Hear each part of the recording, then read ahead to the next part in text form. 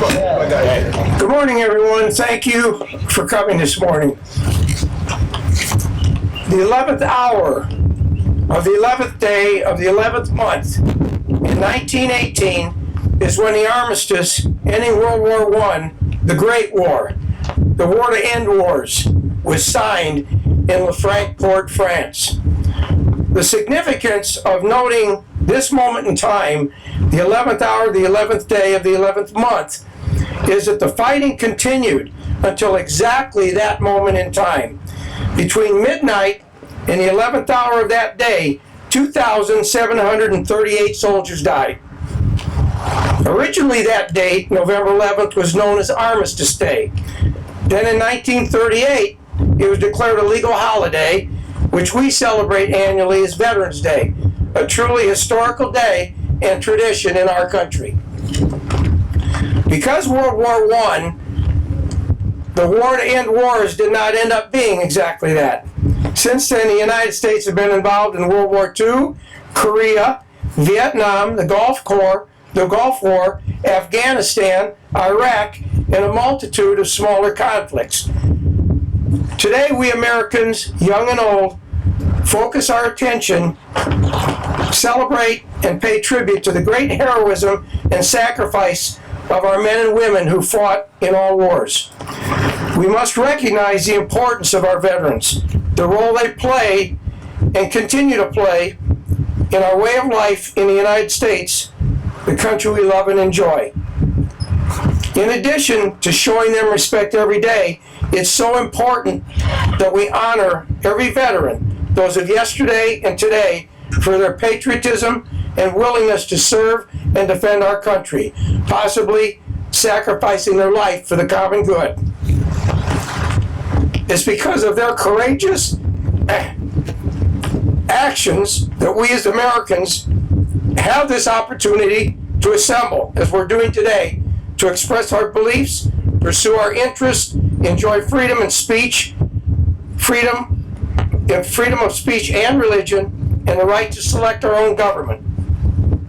As a veteran myself, serving from 1968 through 1974 in the Navy during the Vietnam War, aboard the amphibious assault ship USS Cleveland during the escalation efforts, I have experienced the sacrifice made by many in being in the military during wartime. I've also seen the sacrifices families make when loved ones leave home to serve our country. The theme for Veterans Day 2022 is honor. As veterans, we are proud of our military service defending our nation. Honor reflects both the military value and the tradition of answering the call to duty.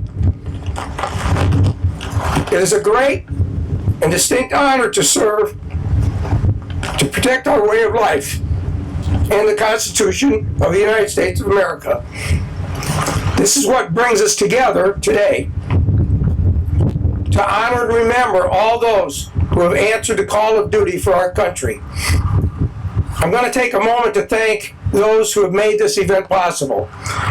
Thank you to my friend and colleague, Chris Shigelski, for all the work he did, the obstacles he endured and overcame, making the Mayor's Golf Outing the success it was, raising sufficient funds for both monuments we're going to dedicate today, and coordinating the installation of them.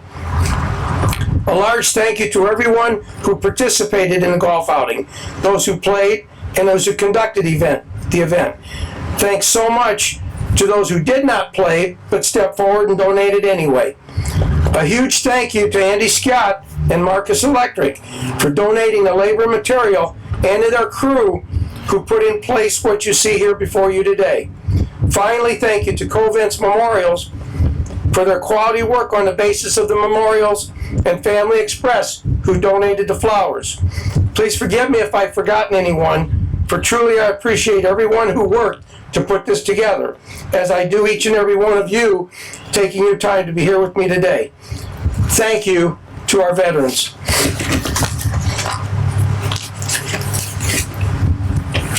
If any of our veteran organizations, after Mr. Boyd Edson, chaplain for Post 37, wish to address us, I will turn the podium over to them. After that, American Legion Post 37 will provide a 21-gun salute, followed by a moment of silence and a playing of taps to end today's ceremony here at Greenwood. Our salute to veterans will continue at Swan Lake Cemetery at noon with the dedication of our second monument. Thank you again. Boyd, your microphone. Thanks for everyone coming out. Appreciate it. And I really appreciate all the people that sacrificed their lives. For them, can we have a moment of silence, please?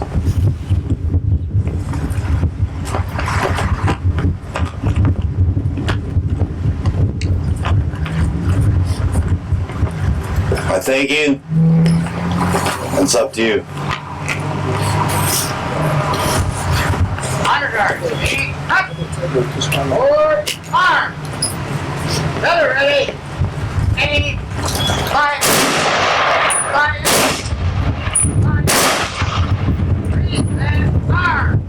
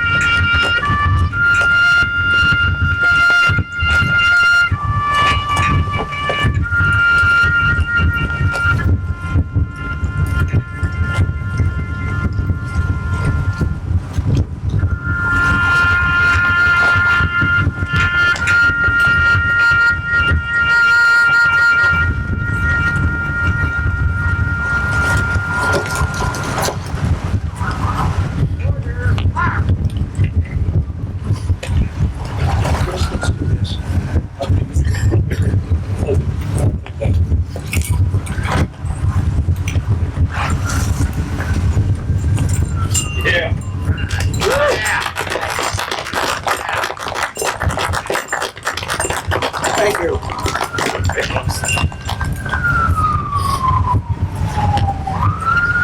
Have we addressed all the comments? Go ahead. Phone's yours. Thank you. I can't find a better day than Veterans Day to dedicate this memorial. What an awesome thing. Michigan City has a wonderful veteran support group. We have a great veteran community, and thank everybody for coming out. Thank you, Mr. Mayor, for making this happen. We sure appreciate it. Thank you.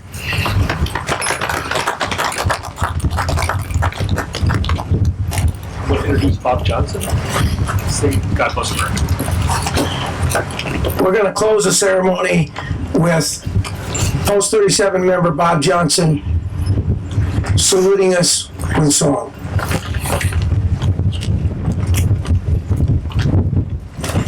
I'm sure everybody here knows God Bless America. There's a short introduction to it. As soon as I get done with that, join me in singing God Bless America. While the storm clouds gather far across the sea, let us swear allegiance to a land that's free. We must all be grateful for a land so fair, as we raise our voices in a solemn prayer. God bless America, land that I love. Stand beside her and guide her through the night with the light from above. From the mountains to the prairies, to the oceans white with foam. God bless America, my home, sweet home. God bless America, my home, sweet home. Good job. Thank you, Bob. Bob, thank you. Thanks, everybody. We'll adjourn now and regroup at Swan Lake at noon. Thank you.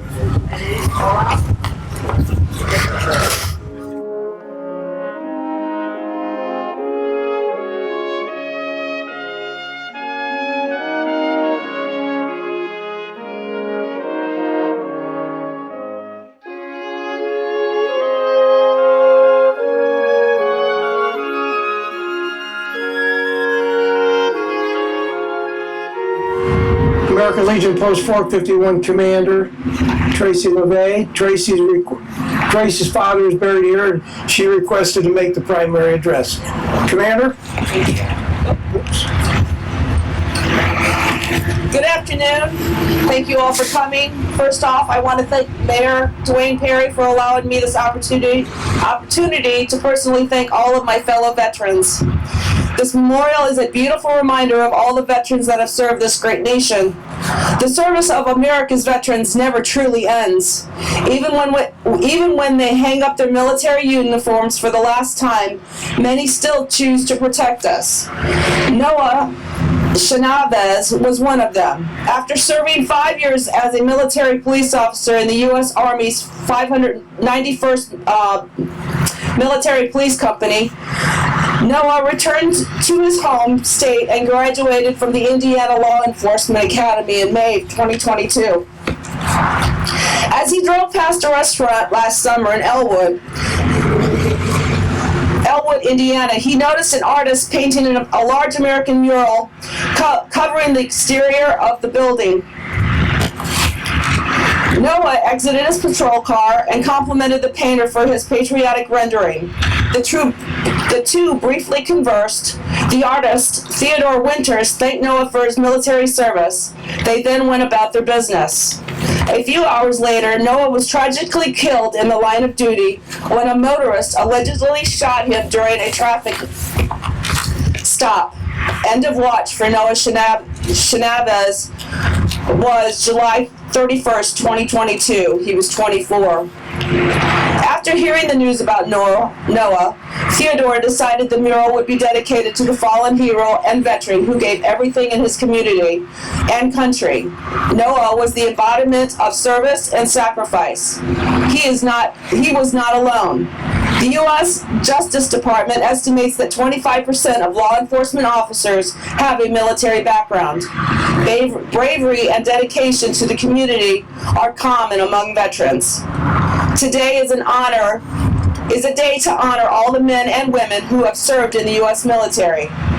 It is about the approximately 19 million U.S. veterans who are still with us today and the millions who have preceded them since the American Revolution. Many serve our communities as first responders, teachers, healthcare workers, and church leaders.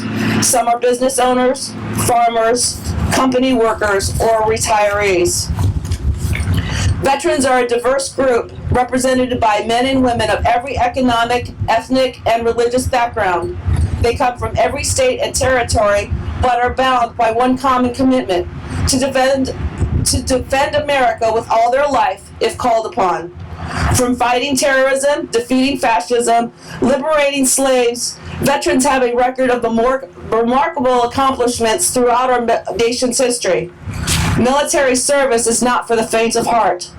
Most civilian jobs do not require risks to life and limb.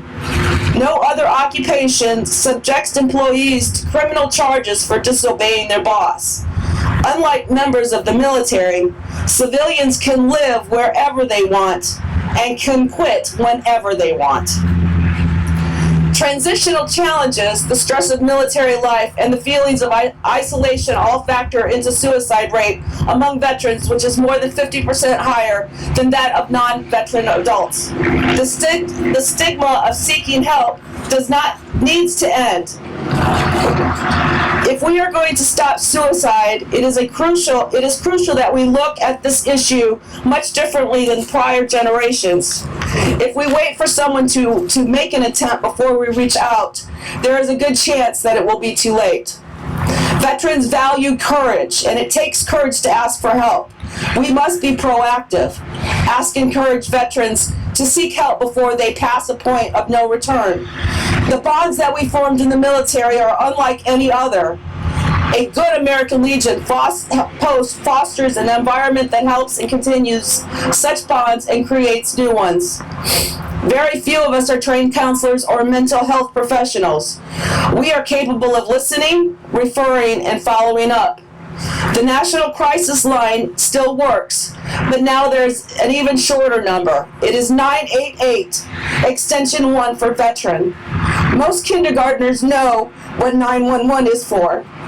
It is up to us to ensure that 988 becomes just as widely known. By calling 988 now, you can prevent a 911 call later. Homelessness is another tragic outcome that is too often connected to the military service. It is estimated America has 60,000 veterans who are homeless. That is greater than the entire population of Carson City, Nevada. Though veterans comprise approximately 7% of the U.S. population, they are 11% of our nation's homeless. The best way to prevent a veteran from becoming homeless is to hire one. It's not only good policy, but it's smart business for an employer who values skill, discipline, and patriotism. For many of them, this nation was worth enduring long separation from their families, missing the births of their children, freezing in the sub-zero temperatures, sweating in the Sahara, sacrificing their life, and far too often losing their lives. When the politicians lament the cost of veterans program, it is up to remind them of the cost of being a veteran. Whether it's exposure to burn pits or other toxins, many veterans today pay a high price for their military service. It is up to us to ensure that they always have access to high quality health care and benefits reflecting the thanks of a great nation. 104 years ago, on November 11, 1918, the guns of the world fell silent. An armistice was signed, and the Great War was over. Unfortunately, World War I was not the war to end all wars, as many had hoped. Veterans are not only responsible for defending this nation during time of war, but it is the imposing presence of our great military that has acted as a deterrent to would-be aggressors. The veterans of the United States military have not only fought wars, they deserve our gratitude for preventing them. And while we rejoice and honor the service of American veterans, we also remember the wise words of General Douglas MacArthur: "The soldier, above all others, prays for peace." God bless you for being here. God bless our veterans, and God bless America.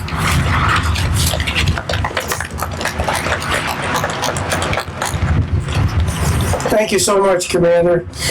I'm going to turn it over to Post 37 Chaplain Boyd Edson now, and then I'll close it. Steve, did you want to make some remarks today? You good? Okay. I'm going to turn it over to Chaplain Edson, and then I'll close it out with a few remarks.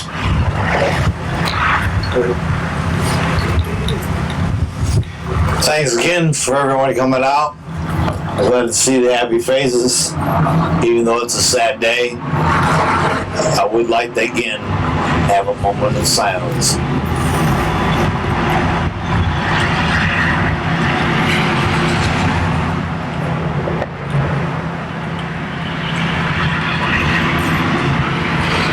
In God's name, I bless. Well, let me just, and then, thank you, Boyd. I'm going to modify my remarks dramatically so that we can close this out. It was quite a statement, Tracy. Thank you. Today, we Americans, young and old, focus our attention, celebrate, and pay tribute to the great heroism and sacrifice of our men and women who fought in all wars. We recognize the importance of our veterans, the role they played and continue to play, protecting us, preserving our freedom and way of life in the country we love. Adding to giving the respect we should give them every day, it is imperative that on this day every year, we reinforce to our veterans our never-ending gratitude for them answering the call of duty and the sacrifices and hardship they and their families made and endured on our behalf. Honor is a badge a veteran wears, an identifier that no one can take away. I'm proud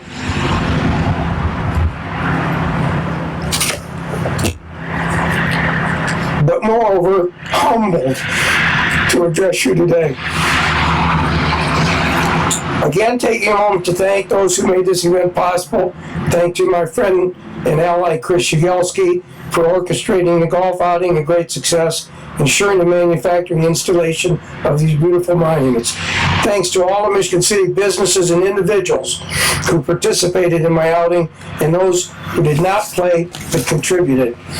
Thanks to my administration for making my outing go so well. Without players, you don't have a team.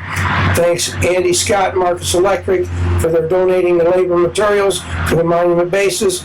And thanks to Colvin's Memorials for providing the quality monument components, and Family Express for donating the beautiful flowers that complement the monuments. Again, please forgive me if I've forgotten anyone. I do truly appreciate everyone that helped to put this together. And finally, I thank each and every one of you for taking time to be here with me today to say thank you. I don't believe we have any more comments, so I'll now leave it over to post 37. Yes, sir. Three of you, I will Boyd, the mayor. Let's go ahead and unveil the monument.